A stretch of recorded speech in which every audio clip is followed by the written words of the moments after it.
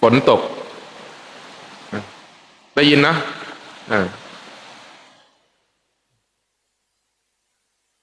เมื่อกี้เห็นพี่น็อตถามเรื่องพระนะสมควรหรือไม่ที่นะไปช่วยเรื่องภัยพิบัติน้ำท่วมต่างๆหรือไปยุ่งกับญาติโยมไปช่วยเหลือภัยน้ำท่วมบางกลุ่มก็บอกว่าอะไรไม่ใช่กิจของสงฆ์บางกลุ่มก็บอกว่าสมควรบางกลุ่มก็บอกว่าไม่สมควรนะบางกลุ่มก็บอกว่าพระพุทธเจ้าทรงห้ามนะมามีตรงไหนที่พระพุทธเจ้าห้ามไม่ให้ทำนะที่คนที่บอกว่าพระพุทธเจ้าห้ามไม่ให้ช่วยเหลือคนอื่นไม่ให้ช่วยเหลือนะผู้ตกทุกข์ได้ยากไปเอามานะไปยกมาอยู่เล่มไหนตำราไหนหน้าไหนวรรคไหนนะสำหรับคนที่บอกว่าไม่ได้ ให้ไปเอามาไปยกมาถ้าว่าพระพุทธเจ้าทรงห้ามถ้าบอกว่าไม่ใช่กิจของสงฆ์ก็สงฆ์เนี่ยเป็นคนทำทำไมจะไม่ใช่กิจของสงฆ์ความมีน้ำใจต่อกันมันไม่ดีเหรอถูกไหมนะแทนที่จะเอาเวลามา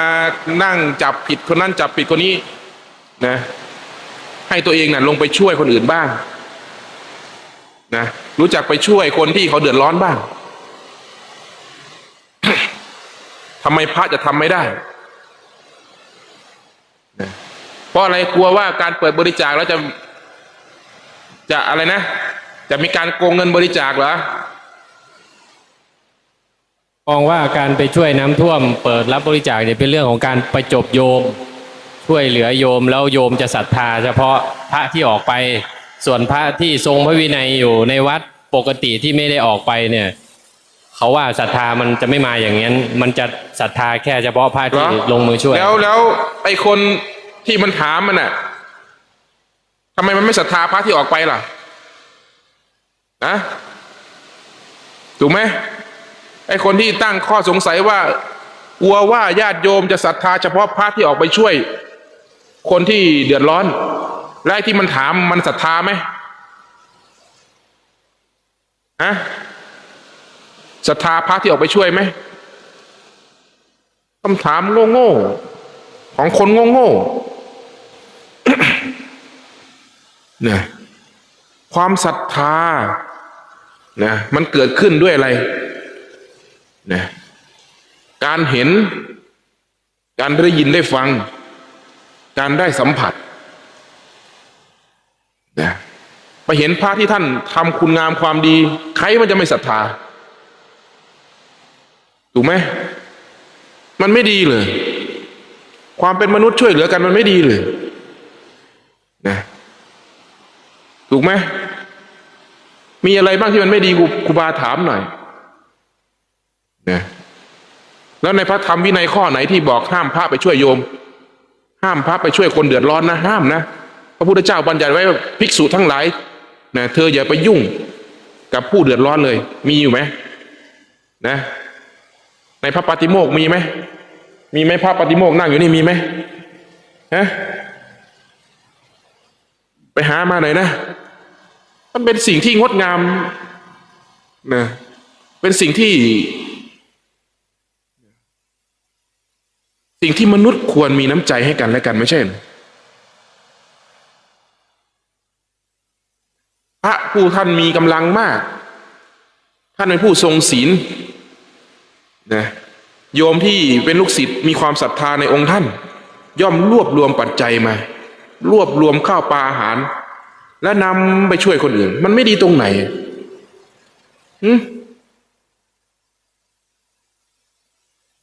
ศาสนาจะได้ใกล้สังคมไงศาสนาจะได้เข้าใกล้คนมากขึ้นไง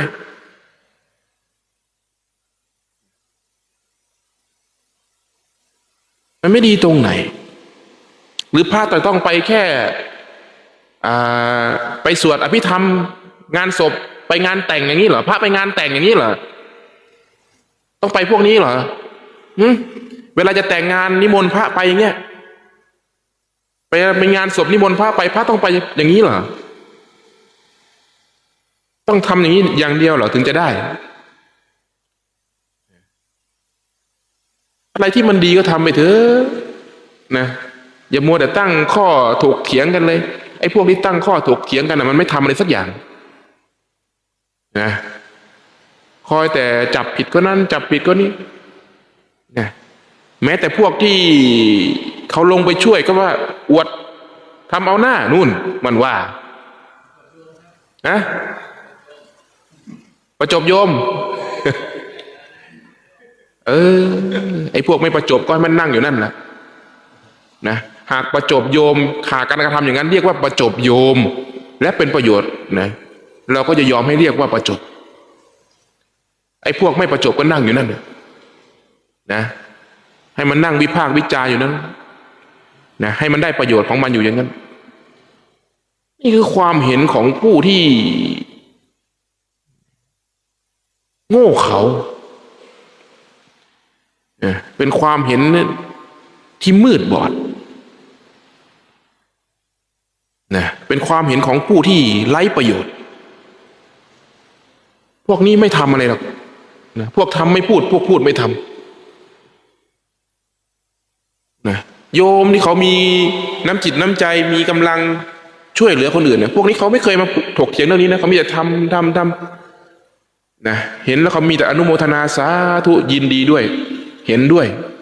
นะท่านทำถูกแล้วคำว่าอนุโมทนาสาธุเนี่ยแปลว่าเห็นด้วยถูกแล้วยินดีแล้วเพราะสิ่งนั้นมันเป็นประโยชน์ไม่อยากเห็นคนมีน้ำใจต่อกันหรืออยากเห็นคนเขียนฆ่ากันนะใครจะเป็นจะตายช่างแม่มันอะไรอย่างเงี้ยเอาอย่างนั้นเหรอคนชอบกันแบบนี้ใช่ไหมนะพระพุทธเจ้าสอนเรื่องอะไรทานจาคะนะเมตตานี่พื้นฐานเลยมีความเมตตากรุณามีความเสียสละมีความเอื้อเฟื้อเผื่อแผ่แก่เพื่อนมนุษย์เพื่อนร่วมโลกนะสิ่งเหล่านี้ไม่ใช่สิ่งที่พระพุทธเจ้าสอนแล้วทำในสิ่งที่พระพุทธเจ้าสอนมันผิดตรงไหนญาติครับครูบาอันนี้ก็ถือว่าเป็นขั้นพื้นฐานของความเป็นมนุษย์ไม่ใช่แล้วเหรอครับใช่มนุษย์ที่เขาเรียกว่าความเป็นมนุษย์อันสมควรเป็นมนุษย์นะสิ่งที่มนุษย์ควรมีคือน้ำใจนะคือความเมตตาเอื้อเฟื้อเผื่อแผ่กันไม่ต้องพูดถึงศาสนาหรอกต่อให้คนไม่มีศาสนาเขาก็รู้จักว่าสิ่งนี้เป็นสิ่งที่ดีนะเป็นสิ่งที่สมควรทำการช่วยเหลือเกื้อกูลซึ่งกันและกันเนี่ยการช่วยเหลือบุคคลที่ตกทุกข์ได้ยาก คนที่ไร้ศาสนาเขายังรู้เลยว่าเป็นสิ่งที่ดีอันนี้ตัวเองมีศาสนาแท้ๆนะแต่กลับทำตนยิ่งกว่าคนไร้ศาสนามันจะมีค่าอะไรพระพุทธองค์สอนในเรื่องอะไรมีเมตตาการช่วยเหลือคนอื่นไม่ใช่มีเมตตาเหรอนะมีหมดทุกอย่างอ่ะทั้งน้ำใจทั้งเมตตาทุกอย่างอ่ะมันเป็นสิ่งที่ดีไม่ใช่เหรอนะอย่าโง่กันนักนะพวกปัญญาอ่อนนะอีกเรื่องหนึ่งอะไรนะอีกเรื่องหนึ่งอะไรขออนุญาตครูบาก่อนครับคือประเด็นนี้แล้วถ้ามามองในมุมของศาสนาถ้าอย่างเช่นเกิดอุทกภัยหรือเกิดปัญหาอย่างนี้ขึ้นมาเนี่ยในส่วนของศาสนาช่วยยังไงเขาครับในส่วนของพระสงฆ์ในความเห็นของครูบาฉายเองครับพระสงฆ์เนี่ยนะมีหลักใหญ่อยู่2ประการในการประพฤติพระสงฆ์นะมีอยู่2ประการในการประพฤติตนนี้1ศึกษานะเป็นผู้ศึกษาเล่าเรียน2เป็นผู้ปฏิบัตินะนี่คือหน้าที่หลักของพระสงฆ์2ประการนี้และเมื่อพระสงฆ์เข้าสู่ประโยชน์แห่ง2ประการนี้ย่อมเกื้อกูลกับสรรพสัตว์คำว่าเกื้อกูลคืออะไรช่วยเหลือสรรพสัตว์ไม่มีใครนิ่งนอนเฉยแม้แต่พระพุทธเจ้าเองทุกวันท่านก็ออกนะเกื้อกูลเหล่าสรรพสัตว์ ไหมท่านออกเกื้อกูลเหล่าสรรพสัตว์ต่างๆนะไปเมืองนั้นไปเมืองนี้เพื่อประโยชน์แก่สัตว์เพื่อประโยชน์แก่มวลมนุษย์ไม่ว่าจะเป็นทั้งนะสภาวะของกายและใจแต่ศาสนานั้นเน้นหลักไปเรื่องของใจนะนักบวชเนี่ยครูบาว่าไม่ว่าจะเป็นนักบวชประเภทไหนก็ตามไม่ว่าจะเป็นนักบวชที่บวชเพื่อการศึกษาหรือบวชเพื่อปฏิบัตินะสองชนิดนี้นะไม่ได้หนีจากโลกนี้เป็นอยู่บนโลกย่อมเกื้อกูลกับโลกนะนักบวชที่ออกมาช่วยคนครูบาว่าเป็นประโยชน์ด้วยซ้ำไปนะหนึ่งแม้แต่ออกมาชี้นำหรือเรียกว่าเทศนาชี้นำทางด้านจิตวิญญาณนี่ก็เป็นการเกื้อกูลนะแม้แต่ออกมาช่วยเหลือผู้ที่ตกทุกข์ได้ยากนี่ก็คือการเกื้อกูลนะเขาเรียกว่าเกื้อกูลทั้งกายและใจมันก็เป็นหน้าที่ของนักบวชอยู่แล้วนักบวชไม่ใช่เทวดาไม่ใช่ของพิเศษวิโสนะไม่ใช่ของที่จับต้องไม่ได้ก็คือคนพระก็คือคนนะอย่าลืมว่าพระคือคนนะเป็นเพื่อนร่วมทุกข์พระนี่ก็คือเพื่อนร่วมโลกเพื่อนร่วมทุกข์ไม่ใช่ของศักดิ์สิทธิ์ไม่ใช่ของที่แบบจับต้องไม่ได้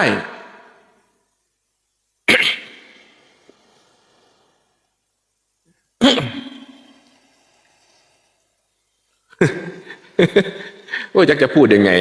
กับพวกปัญญาอ่อนพวกนี้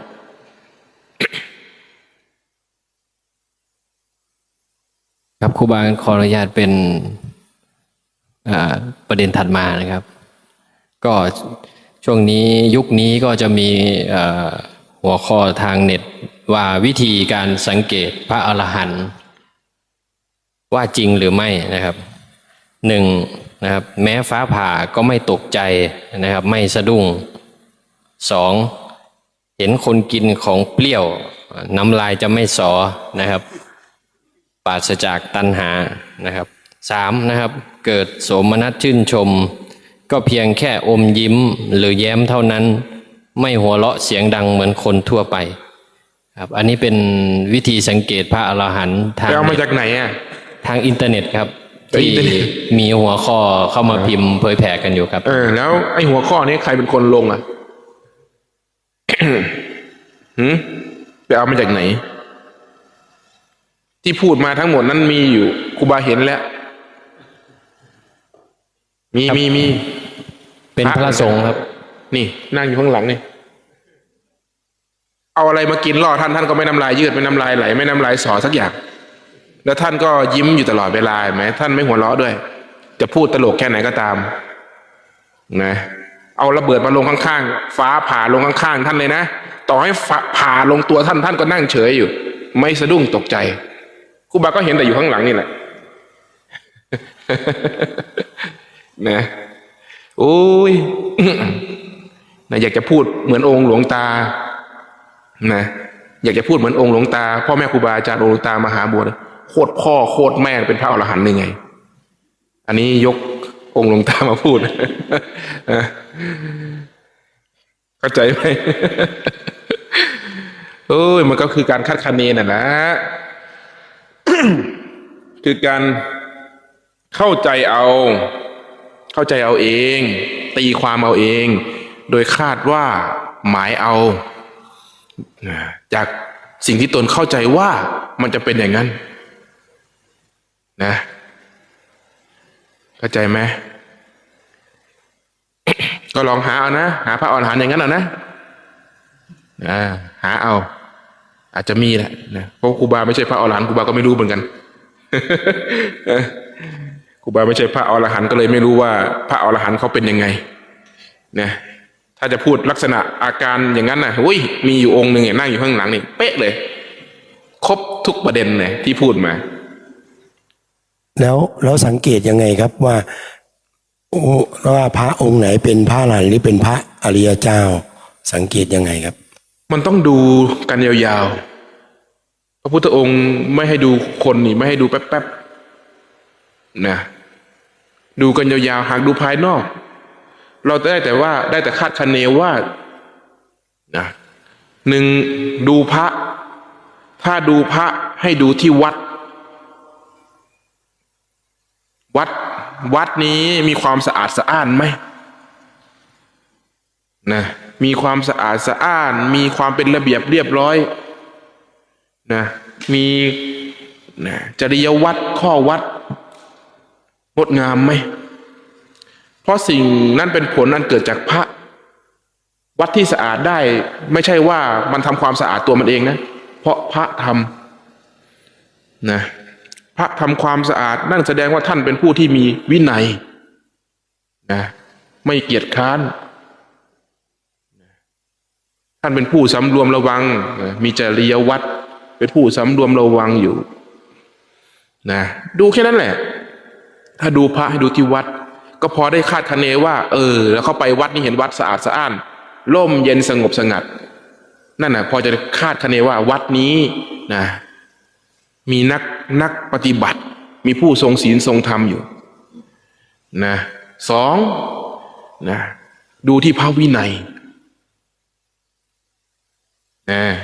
ดูพระเนี่ยดูที่พระวินัยนะเพราะพระนี่จะเป็นผู้ที่ไม่ละเมิดซึ่งพระวินัยเป็นผู้ปฏิบัติตามโดยไม่ต้องถามหรอกว่าเพื่ออะไรไม่มีเหตุผลตัวเองก็พระวินัยเขาให้ทำอย่างนั้นก็ทำไปแต่ก็รู้ชัดว่าทำไปเพื่อสิ่งใดนะท่านจะไม่มีคือไม่หักล้างพระวินัยนั้นเป็นผู้ประพฤติปฏิบัติตามพระวินัยนั้นนะแต่มันต้องดูระยะยาวมันคือหนังซีรีส์มันดูกันประเดี๋ยวประดาวไม่ได้นะดูกันยาวๆนะพอจะรู้นิสัยใจคอกันนะอย่างน้อยๆนี่2 ปีนะพอถึง2 ปีแล้วนิสัยเขายังคงตั้งแต่ต้นตั้งแต่เจอกันวันแรกยังไงผ่านมาอีก2 ปีเขายังเป็นอยู่อย่างนั้นนิสัยเขาไม่เคยเปลี่ยนแปลงเลยนั่นคือผู้ที่นิ่งนิสัยเดียวนะเป็นผู้นิสัยที่มีศีลมีธรรมอยู่ในนั้นไม่เคยเปลี่ยนแปลงเลยนั่นแหละพอจะคาดคะเนว่าท่านเป็นอย่างนั้นนะมันไม่ใช่ดูกันประเดี๋ยวประดาวนะดูกันนะดูพระนะแล้วเราไม่สามารถที่จะรู้ได้เลยว่าองค์ไหนท่านเป็นพระอริยเจ้าได้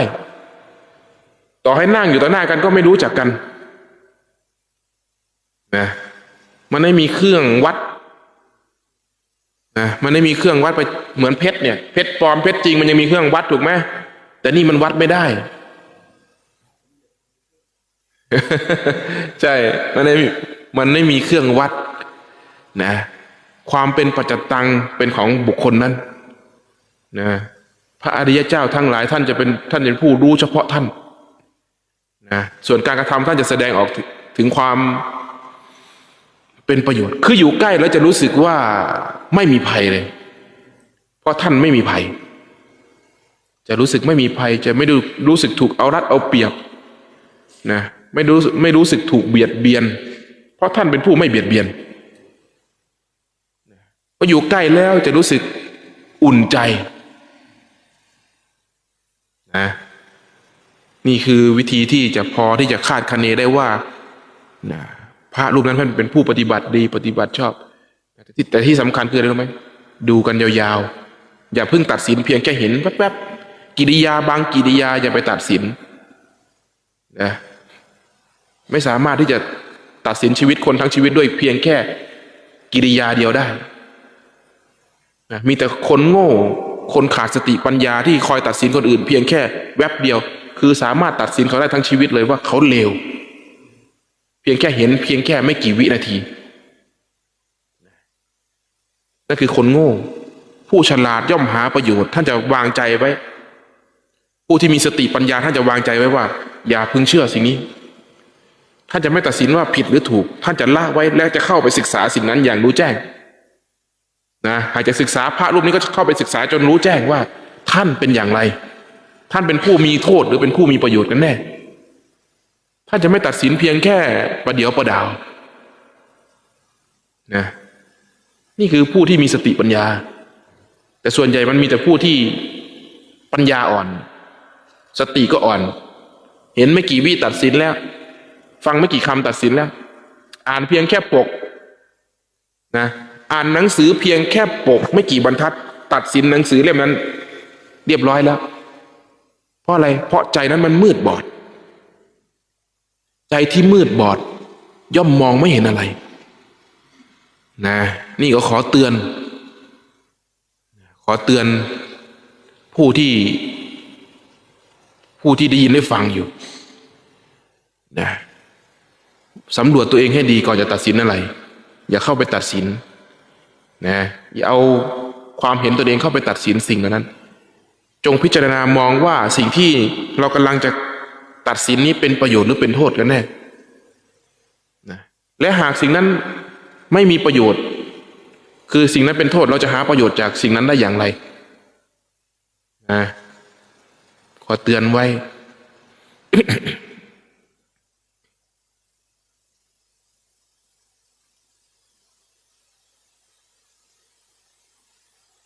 ครูบาครับคำถามจากคุณธนพรทาทองครับขอถามค่ะเวลาฟังธรรมะแล้วขนหัวลุก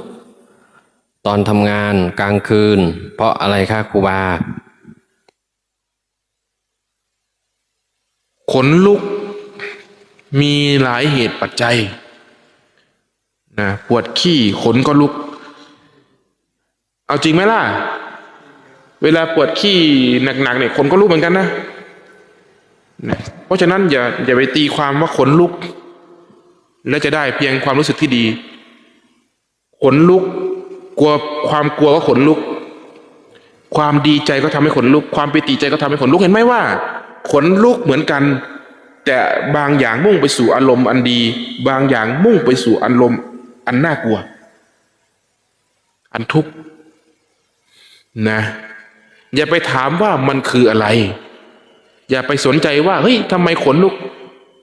นะแค่รู้ว่ามันลุกก็ปล่อยมันไป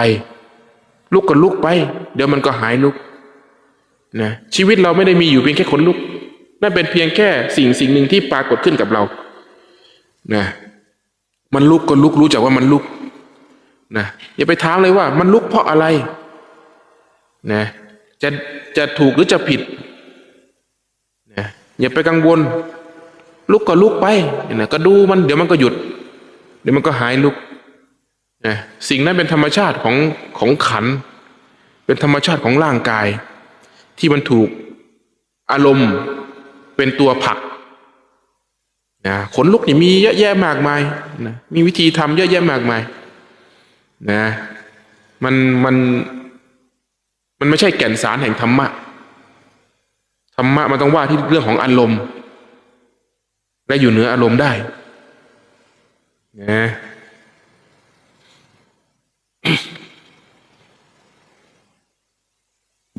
กับถามครูบาแล้วเหตุอะไรที่จะทำให้ผู้ที่แบบมีมิจฉาทิฏฐิหรือแม้กระทั่งอย่างตัวเราเนี่ยทำเหตุอะไรที่จะทำให้มีสัมมาทิฏฐิ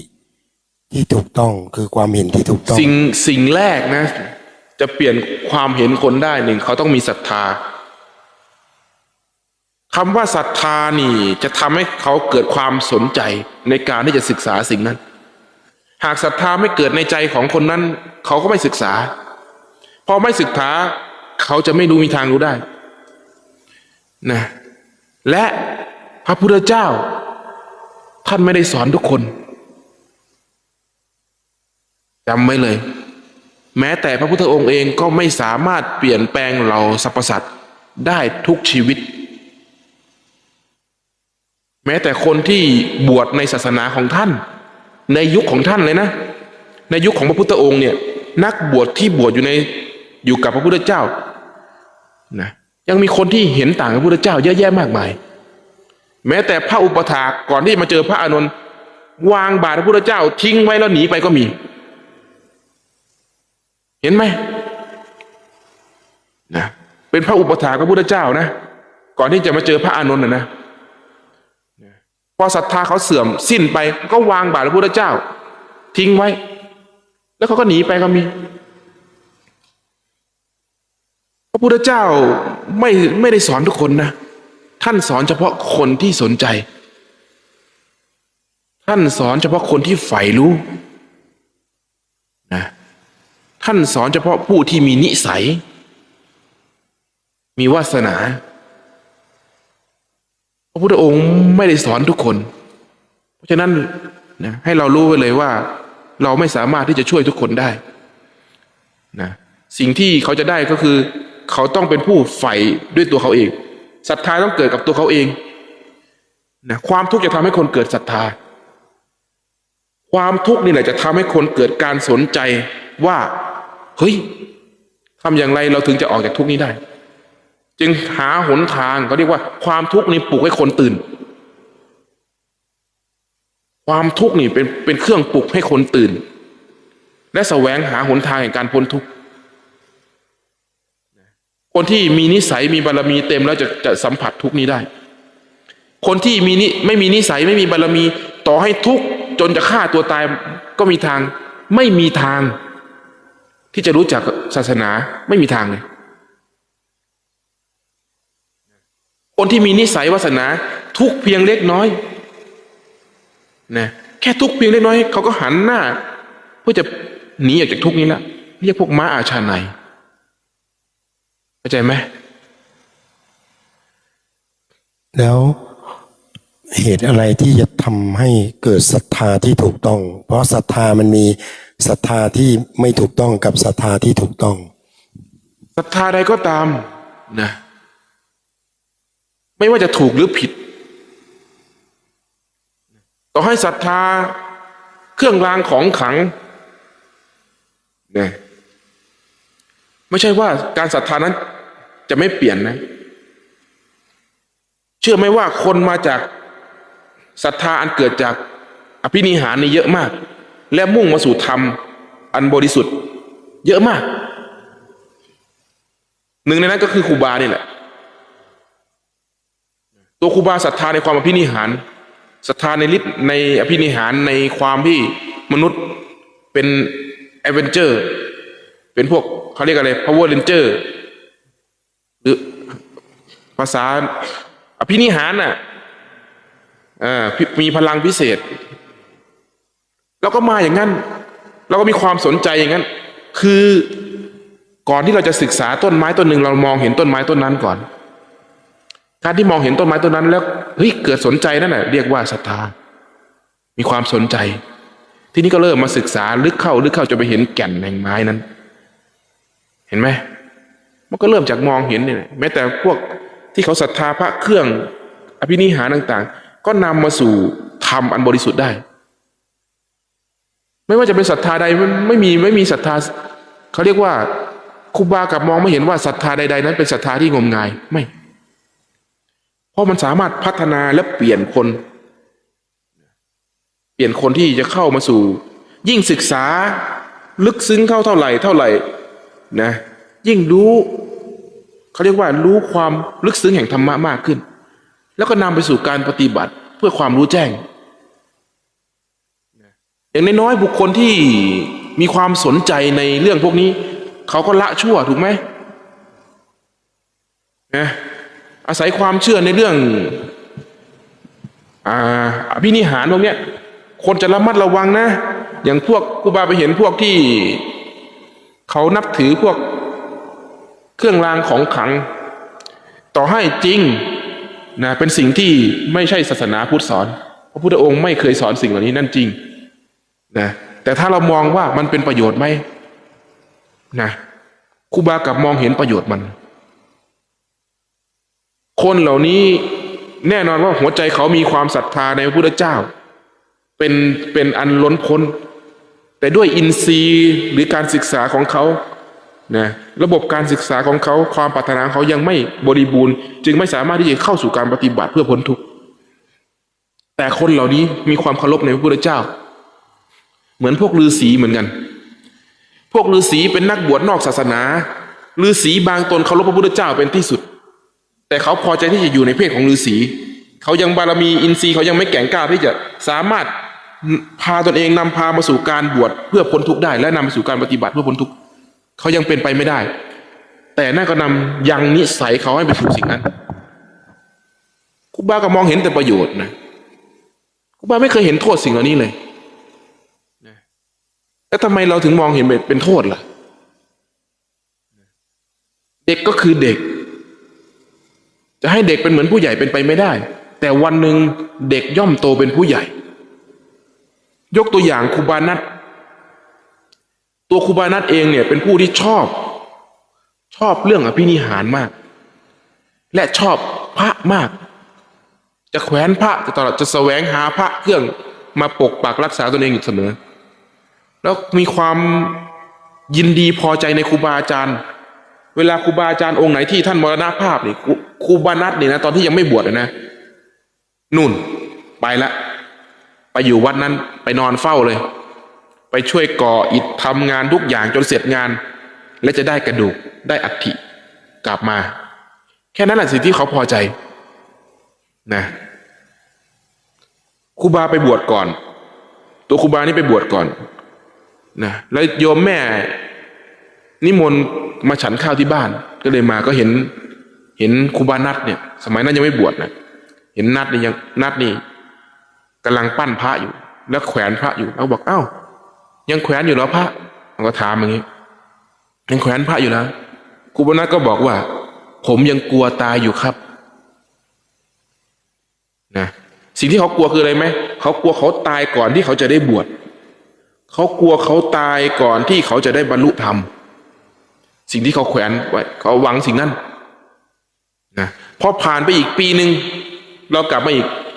เราไม่เห็นแขวนพระเราก็ถามเอ้าพระไปไหนแล้วนัดผมเข้าใจแล้วแน่เห็นไหมความเห็นมันจะเปลี่ยนไปตามสติปัญญาเมื่อองค์ความรู้เขามากขึ้นเขาจะเปลี่ยนไปมีพระหลายรูปเมื่อก่อนนี่ก็เป็นหมอธรรมเป็นหมอสู่ขวัญหมอธรรมเป็นหมอไล่ผีก็มีนะเป็นพราหมณ์ก็มีเป็นฤาษีก็มีพอถึงจุดหนึ่งความรู้เขาหยั่งขึ้นสูงขึ้นการกระทำเขาก็เปลี่ยนไปครูบาไม่เคยเห็นโทษหรอกของพวกนี้ครูบาเห็นแต่ประโยชน์เท่านั้นนะก็ไม่เคยเห็นโทษเลยว่ามันเป็นโทษมีแต่ประโยชน์สิ่งเหล่านี้ล้วนเป็นเกิดจากศรัทธาทั้งนั้นแหละเห็นไหมว่ามีพ่อองค์เดียวกันมันไม่ได้ผูกขาดอย่ามาผูกขาดพระอริยะไว้กับลัทธิเราอย่างเดียวแหมมหานิกายเป็นไม่ได้เหรอพระอริยะมหายานเป็นไม่ได้เหรอพระอริยะหรือมหายานมุ่งไปทางพระโพธิสัตว์อย่างเดียวงั้นเหรอมหายานไม่มีพระอริยะเลยเหรอฮะหรือจะผูกขาดไว้แต่หินยานธรรมยุทธ์นะบุคคลใดเป็นอยู่ด้วยธรรมบุคคลใดเป็นอยู่ด้วยมรรคมีองค์8บุคคลใดเป็นอยู่ด้วยศีลสมาธิปัญญาบุคคลนี้ไม่มีทางที่จะเสื่อมจากศาสนาหรอกไม่มีทางที่จะเสื่อมจากความเป็นอริยะได้เพราะอริยะนั้นไม่เสื่อมศาสนาเรามันผูกขาดกันจังเลยสมัยนี้ผูก โอ้ยเนี่ยขอโอกาสครับครูบาอย่างเช่นครูบาแบบพูดเรื่องศรัทธา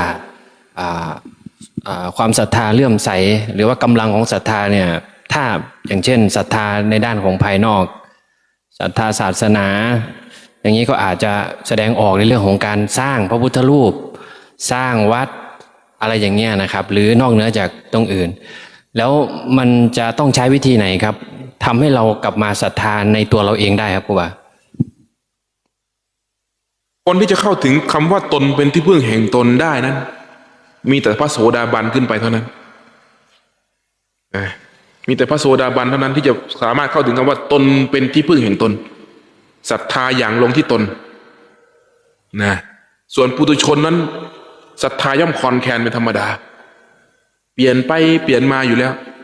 เพราะมันไม่ได้อย่างลงที่แท้จริง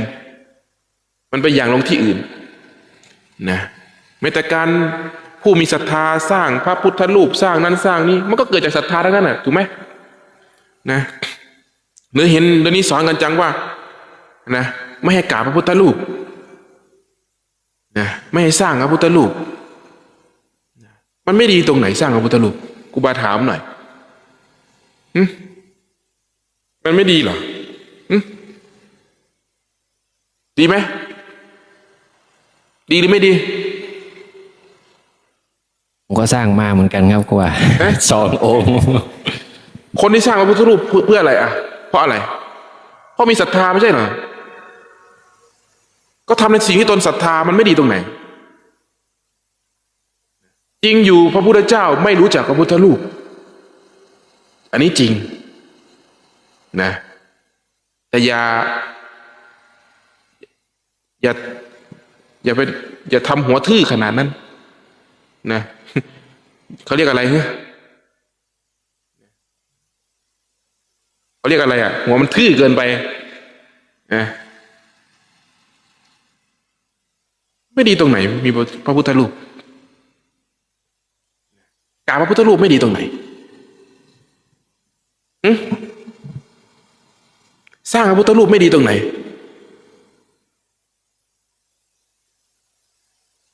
มีใครตอบได้มั่งหาข้อไม่ดีของการสร้างพระพุทธรูปมาให้ฟังหน่อยทีนะหามาให้ฟังหน่อยว่ามันไม่ดียังไงนะ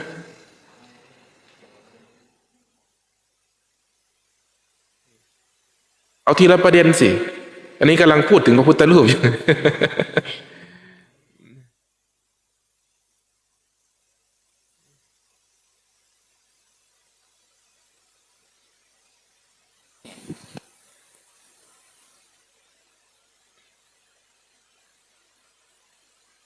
มันไม่ได้คนที่สร้างพระพุทธรูปจริงๆอ่ะนะมันไม่ได้เชื่อไปสร้างไสยศาสตร์หรอกพี่น็อตแต่เพราะเขามีศรัทธาในการสร้างครูบานี่เปิดโลงหล่อพระครูบารู้ดีไม่มีใครรู้เท่าเราหรอกเรานี่ทำพระมาเป็นแสนองค์แล้วนะไม่น้อยเลยพระที่ทำออกไปเนี่ยไม่ว่าจะเป็นพระเหรียญพระกิ่งพระพุทธรูปองค์เล็กองค์ใหญ่นะทำมาตลอดเนี่ยคนที่มาทำนั้นต่างมีศรัทธาทั้งนั้นแหละนะเขาทำด้วยความศรัทธามันมีประโยชน์อยู่ในนั้นอยู่แต่แน่แหละว่านะมันแน่แหละว่าหากนะเขาหวังพึ่งพระพุทธรูปนะหวังว่าสร้างพระพุทธรูปแล้วนะตัวเองจะร่ำรวยขึ้นแก้กรรมอันนั้นคือความงมงายมันไม่ได้สร้างด้วยศรัทธาแต่มันสร้างด้วยอำนาจแห่งกิเลสตัณหาเหมือนว่าเอาพระพุทธรูปนี้ไปแก้กรรมจะมันดีขึ้นนี่คือความงมงายครูบาถึงเคยพูดไว้ว่าคนสร้างพระพุทธรูปเหมือนกันน่ะแต่ได้ประโยชน์ต่างกันคนหนึ่งสร้างพระพุทธรูปเพราะหวังว่าตัวเองนี้จะมีอายุยืนหวังว่าตัวเองจะร่ำรวยขึ้นมีอายุยืนการงานดีขึ้นนะจึงสร้างพระพุทธรูปคนประเภทนี้เขาเรียกว่างมงายอีกคนหนึ่งมีศรัทธาต่อพระศาสนาอยากสร้างรูปเคารพขององค์พระพุทธเจ้าเพื่อเป็นที่สักการะเป็นสัญลักษณ์ทั้งรูปธรรม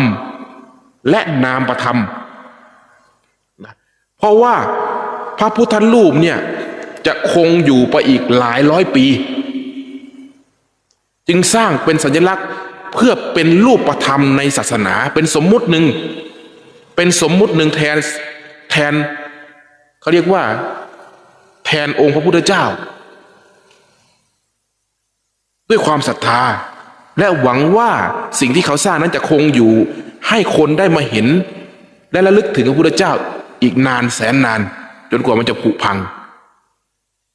คนนี้ไม่ได้งมงายนะคนมาเห็นก็ได้กราบไหว้มันไม่ดีตรงไหนคิดว่าเขากราบไหว้พระพุทธรูปเหรอเขาไม่ได้กราบไหว้พระพุทธรูป นั่งอยู่นี่มีใครกราบพระพุทธรูปบ้างกราบจริงอยู่กราบหินนี่จริงอยู่แต่เขาใจน่ะกายนี้กราบหินฟังให้ดีนะร่างกายนี้กราบหินแต่ใจน้อมเข้าถึงพระธรรมน้อมเข้าถึงพุทธะมันไม่ดีตรงไหนหรือจะเอาแต่นามมาทำรูปธรรมไม่เอาเหรอนะเอาแต่นามมาทำเหรอเนาะรูปธรรมไม่เอานะกราบไหนมันก็โดนนะอย่างนั้นก็คนมันฉลาดแล้วคนที่รู้จักความแล้วไม่ต้องสอนหรอกไม่ต้องพูด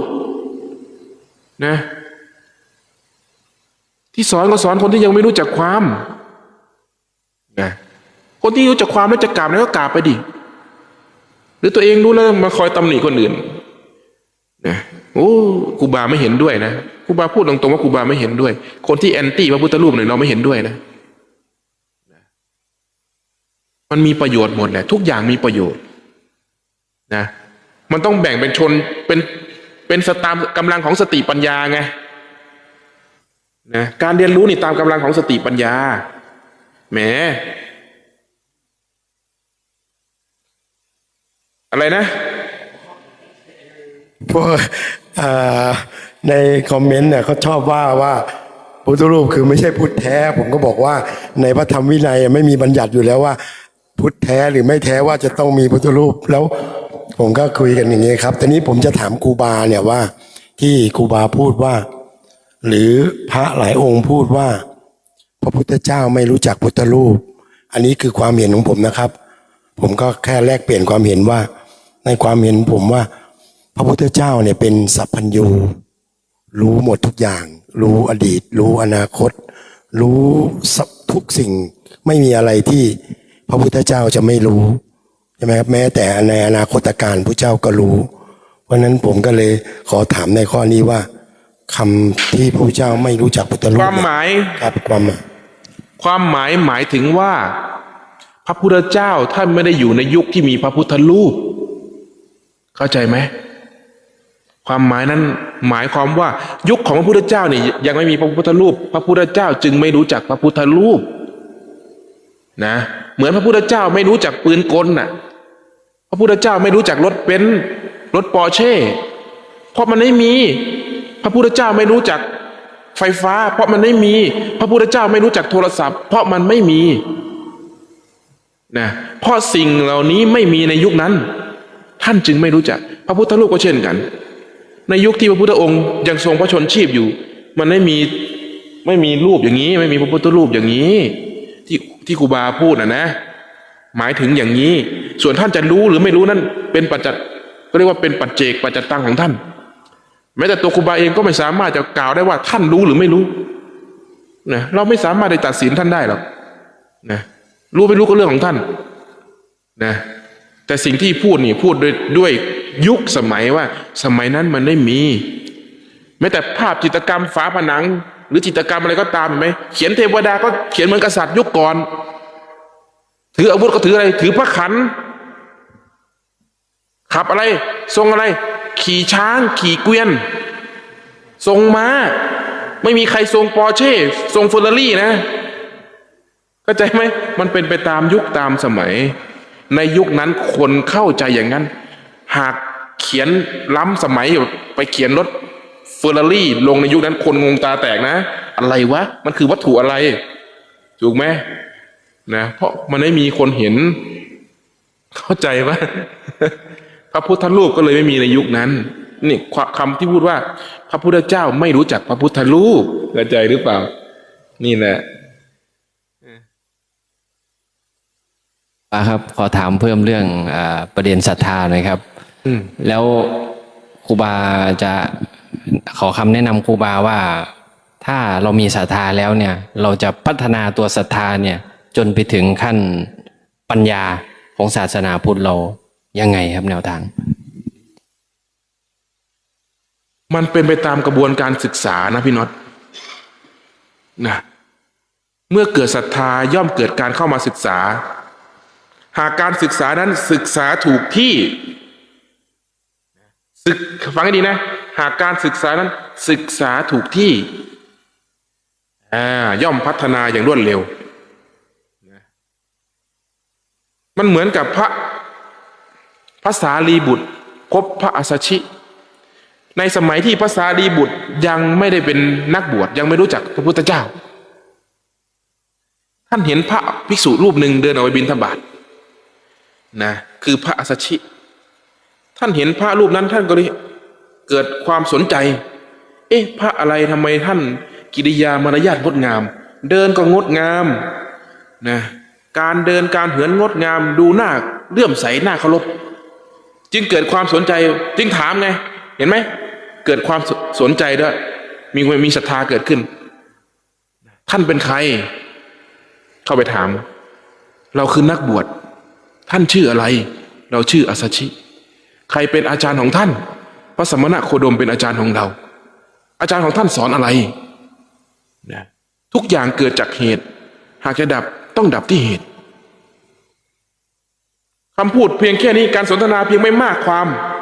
ช่วงแค่บิณฑบาตเท่านั้นเองพระสารีบุตรเป็นผู้ทรงปัญญาอยู่แล้วหากพูดในยุคนั้นพระสารีบุตรนี่ถือว่าเป็นนักปราชญ์ในเมืองในจังหวัดนั้นในเมืองนั้นระดับตัวท็อปนักปราชญ์เขาเรียกนักปราชญ์นะตัวท็อปพูดเพียงแค่นั้นก็เข้าใจได้จึงเกิดความศรัทธาที่ยิ่งขึ้นไปและสนใจในการศึกษาจึงออกไปหาพระพุทธเจ้าขอบวช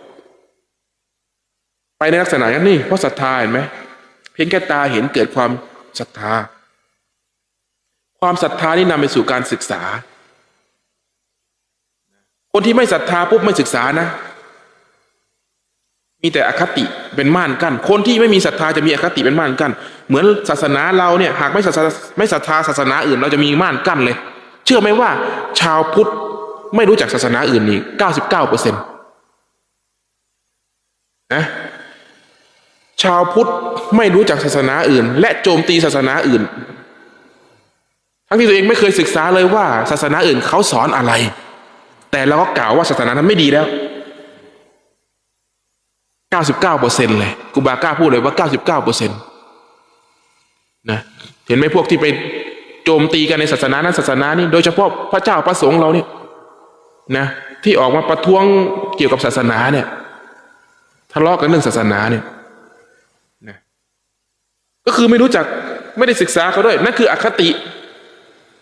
มีอคติเป็นเครื่องกั้นแม้แต่คนในศาสนาเดียวกันคนที่มีอคติเป็นเครื่องกั้นยกตัวอย่างเช่นว่าคนที่มีอคติต่อครูบาเพียงแค่เห็นรูปร่างลักษณะว่าเป็นพระหนุ่มอยู่พรรษายังน้อยอยู่เพียงแค่ได้ยินเสียงคำพูดคำจาว่าพระอะไรพูดน้ำเสียงอย่างนี้ไม่น่าฟังนี่เรียกว่าเป็นอคติเป็นเครื่องกั้นพอมีอคติเป็นเครื่องกั้นปุ๊บพวกนี้ไม่มีการศึกษาหรอกเพราะเกิดความไม่พอใจเกิดขึ้นนะพอได้เห็นปุ๊บจะรู้สึกเคืองใจพอรู้สึกเคืองใจปุ๊บจะไม่อยากฟังพอไม่ได้ฟังก็ไม่มีทางรู้เรื่องนะนั่นเขาเรียกว่าอคติหากเกิดมีความบางคนนี่ปุ๊บชอบสไตล์นี้คนที่มีนิสัยวาสนาชอบซาดิสหน่อยมีความชอบเฮ้ยนะอาจจะเกิดความชอบหนึ่งเพราะว่าคนที่ชอบหลวงตายกครูบาขึ้นมาหลวงตายกว่าเฮ้ยนี่มีพระรูปหนึ่งนี่พระหนุ่มนะเพิ่งบวชไม่กี่พรรษานี่น่าสนใจหรือพูดถึงเราเนี่ยว่าครูบาชัยอย่างนั้นครูบาชัยอย่างนี้คนที่ศรัทธาหลวงตาก็ย่อมศรัทธาเราด้วยจึงศึกษาเรานี่1 2คนที่ยังไม่รู้จักหลวงตาเลยมาเจอเราก่อนปั๊บแล้วเกิดความประโยคเพียงไม่กี่ประโยคที่ได้ยินได้ฟังแล้วรู้สึกโดนใจจึงอยากศึกษาต่อก็มีมันเกิดจากความพอใจถึงจะใคร่ควรเข้ามาศึกษาหากมีความไม่พอใจเกิดขึ้นปุ๊บมันจะไม่สนใจนี่แหละคืออคติเป็นม่านกั้นบางคนก็จะเปิดใจรับฟังได้พอรับฟังแล้วเนี่ยโอ้โหรีบวิ่งมาหาเราก็มีก็เยอะแยะมากมายแต่คนที่มีอคติเป็นเครื่องกั้นก็มีก็ไม่ได้สนใจไม่ได้ศึกษาก็เยอะแยะมากมายเหมือนกันก็เป็นธรรมดาเห็นไหมว่าสิ่งไหนเป็นประโยชน์ล่ะสิ่งที่เป็นประโยชน์ที่สุดก็คือ1แหละจะฟังสิ่งไหนอย่าเพิ่งตัดสินอย่าเพิ่งตัดสินเลยแม้แต่ใครพูดมันก็เป็นธรรมทั้งนั้นแหละใครพูดก็เป็นธรรม หมู่คณะพูดก็เป็นธรรมเนนน้อยพูดก็เป็นธรรมเด็กตัวเล็กๆพูดก็เป็นธรรมหากคนนั้นเป็นผู้ฉลาดในการขนขวายเอาประโยชน์ใจที่ขนขวายเอาแต่ประโยชน์จะได้แต่ประโยชน์ใจที่ขนขวายเอาแต่โทษจะได้แต่โทษนะเราโฟกัสสิ่งไหนต่างหากมันสำคัญตรงนั้น